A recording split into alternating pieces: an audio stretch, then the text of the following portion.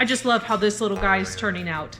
In a previous tutorial, I showed you how to sew on the ears, and that video includes some tips on how to sew pieces together. If you didn't catch that, you can check it out here. Today, I'll be showing you how to sew on these little tusks, and I'll be using a bent tip darning needle for that.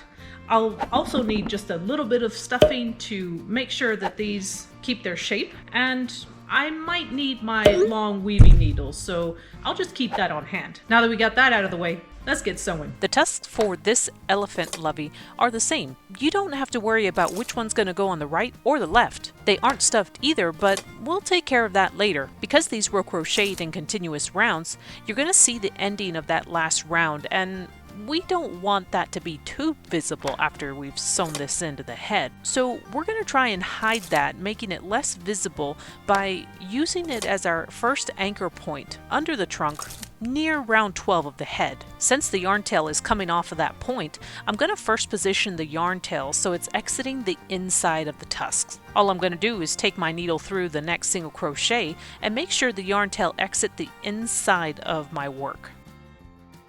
Now I'll insert my needle into the head near round 12 and a little off to the right of this trunk.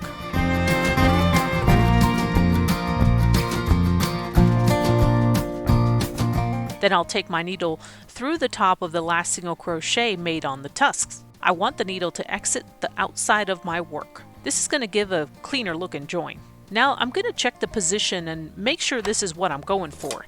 Since the tusk isn't stuffed, it's important to make sure that the base is rounded and not pinched or scrunched up. I think this looks good, so I'll take the needle down a few rounds and just make sure that the needle exits the point where the bottom of this tusk meets the head, and I'll create an anchor stitch there. This should be near round 9 of the head. Once I get this yarn tail to that point, I can add some stuffing. You're not going to need much stuffing, but you do want to make sure that it gets all the way up to the tip of the tusk. I'm using this wooden tool that usually is included in the bag of Polyfil when you buy it, so I can make sure this stuffing gets all the way up in there. It's important to take a close look at the tusk after you've stuffed it, just to make sure you didn't add too much. You don't want to see your stitches all stretched out because there's too much in there. Okay, now take your needle through the top of the single crochet directly across from the anchor point you just created. You want the needle to enter the tusks from the inside of the work and exit the outside or the right side of your work. After pulling that snug, fluff it up just a little and check the position again.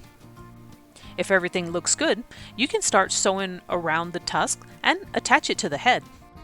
My goal when doing this is to make sure I've gone through every single crochet on the tusk. When I'm inserting my needle into the tusk, I want to make sure I'm catching just the top of the next single crochet, and the yarn tail should exit the right side of the work.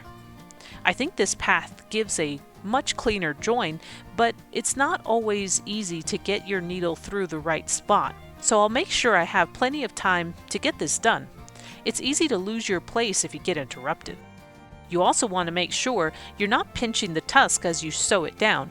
That could change the shape of the tusk, and it might look odd when you're done. I like to see where the tusk naturally lays on the head and then go through the nearest stitches. I hope you can see what's going on here. I'm trying not to move too fast because I know it's not easy to see this white yarn, especially with this crazy lighting I have going on. I hope I can have my own crochet studio one day. But anyway, just keep sewing until you go all the way around the tusk. If you want to skip ahead, here's the next time stamp for you.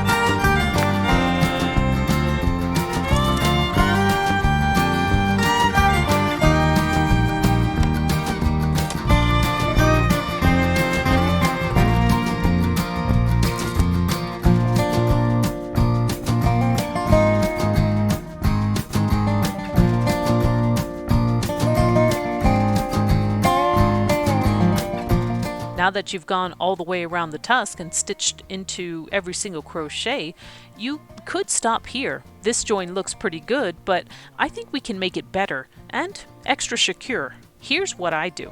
The yarn tail is exiting the head, and now I want to take my needle to just go through the nearest single crochet on the tusk, but sideways. I really hope you can see what I'm doing here. I'll repeat that stitch for every single crochet on the tusk until I make it back to this starting point. I find grabbing the side of the single crochets creates a better looking join than what we already had, and you'll have people wondering, how did you crochet these pieces together? Since you've already stitched in the tusk, it shouldn't move around as you sew it in again. The only thing you really need to pay attention to is to make sure the yarn tail isn't going too far away from the base of the tusk.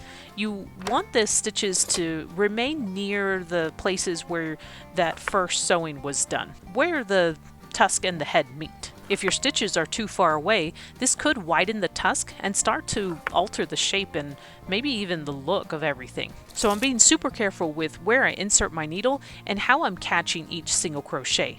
I hope this all makes sense and you're following along. You can keep watching to see how I sew in this final round, or skip ahead to this next timestamp.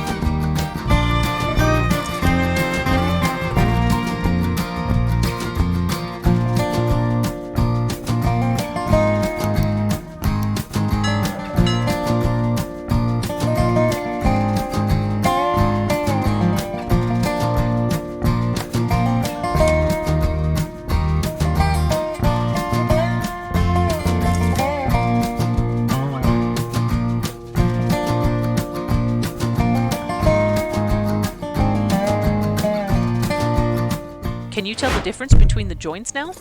The picture on the left is what it looked like after the first round of sewing, and the picture on the right is what you should have now, after sewing through the sides of those single crochets. I really like this technique, but I don't think it works when sewing flat pieces to a three-dimensional object, like when I sewed the ears to the head. Again, you could go ahead and stop here, make a knot and just weave in the tail, but I like to add this tiny detail. It's a curve to the tip of the tusk, just a tiny one. To create this bend, we need to do some sculpting by getting this yarn tail through a single crochet in this round. Once you have your yarn tail in place, take your needle through the side of the nearest single crochet. Oops, I almost lost my yarn tail there. We want to pull that point straight down toward the neck. So I'm going to loop the same single crochet again and make a tiny knot.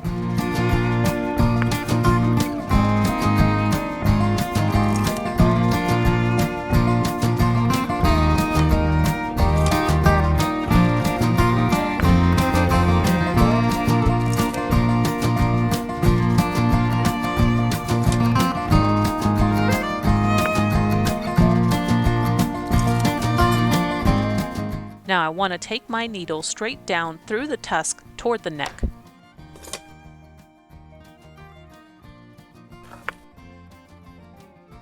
As you pull the yarn tail, you should see the tip of the tusk lift just a little. And now this tiny detail makes a huge difference to the look of your elephant, or at least I think so. The picture on the left is before sculpting, and the picture on the right is after sculpting. What do you think? Let me know in the comments. To secure that sculpted tusk, you'll need to make a tiny knot where the yarn tail is exiting the tusk.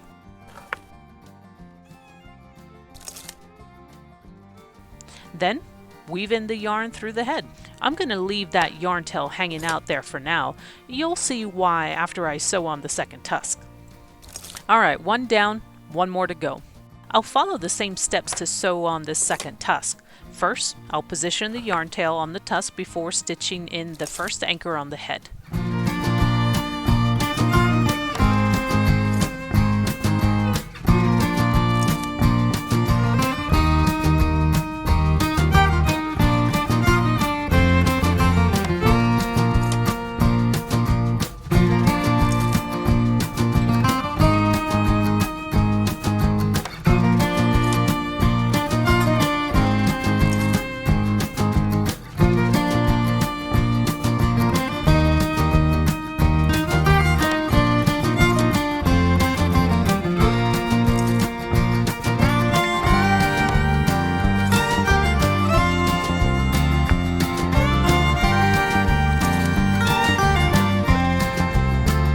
After that anchor is in and the position looks good, I'll create a second anchor to hold down the bottom part of the tusk. But before that anchor is made, I gotta add that stuffing.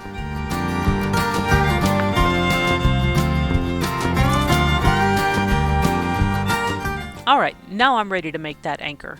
If you've seen some of my other videos, you may recognize this anchor technique. I use it all the time because I don't feel like dealing with sewing pins or large knitting needles. I just think those things can get in my way too much, and there's more to manage that way. One time I was using sewing pins to hold pieces together, and the yarn tail just got wrapped around them inside my work. But I didn't know it because obviously I couldn't see inside the doll. And so when I removed the pins, everything just fell apart because of the slack that was left inside, and I just had to start all over again. Anyways, now that those anchors are in, I can sew on the tusk completely.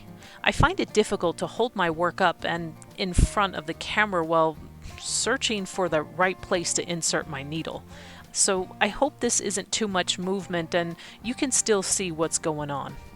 Do you want to see me finish sewing this on? If you don't, that's okay. You can go ahead and skip over to the next timestamp.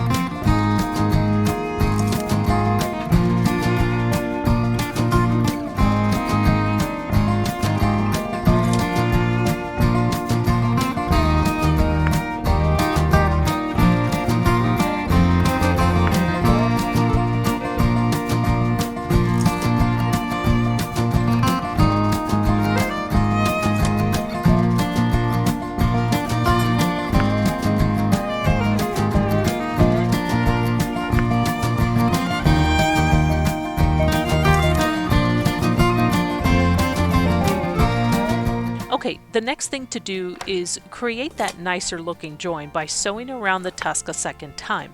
I'm going to take a different path and go through the side of every single crochet on the tusk before going back into the head. Remember, you want to enter the head near the base of the tusk so you don't change the shape too much.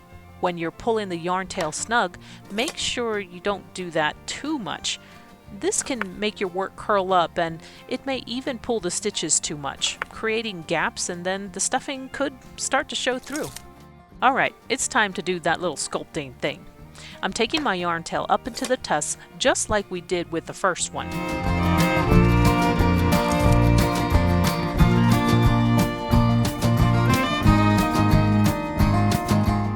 After pulling the yarn tail back down toward the neck, don't forget to make that little knot.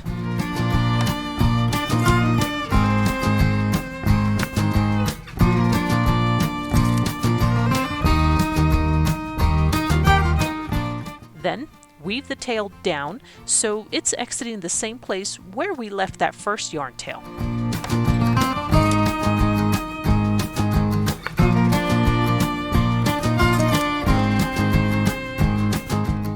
I like to tie these two tails together. In my mind, this really secures the tusk to the head and keep those little hands from pulling off these tusks.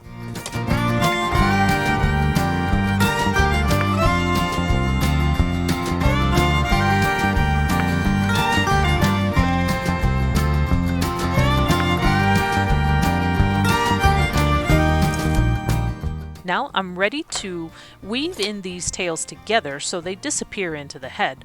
You could just cut these tails instead of continuing to weave them in, but I really don't like having all those little yarn scraps. Sure, I could use those scraps to stuff other dolls or find some kind of scrap project to complete, but then I'd have to store these somewhere. I think it's better for these yarn tails to just remain inside the elephant and act like some stuffing. What do you think of this little guy? Let me know in the comments. You can start to see where the eyes are going to be set in and how the sculpting is really going to change the shape of the face.